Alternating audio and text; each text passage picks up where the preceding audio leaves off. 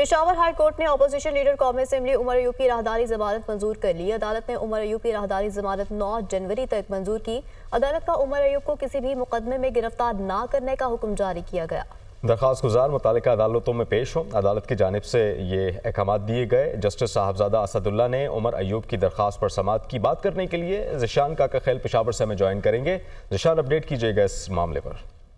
जी बिल्कुल, opposition leader कौमी assembly Umar Ayub की राहदारी जमानत जो है उस पर दरख्वास्त पर समाअत हुई है। दरख्वास्त पर समाअत पेशावर हाई कोर्ट के जस्टिस साहबजादा असदुल्ला ने की है। अदालत ने उमर अयूब की राहदारी जमानत की दरख्वास्त मंजूर कर ली और उन्हें 9 जनवरी तक जो है राहदारी जमानत दे दी। अदालत का उमर अयूब को मुतल्लिका अदालतों से रुजू करने का हुक्म दे दिया और इसमें यह भी कहा कि किसी भी मुकदमे में उन्हें गिरफ्तार न किया जाए जो मुकदमात उनके खिलाफ दर्ज किए गए हैं।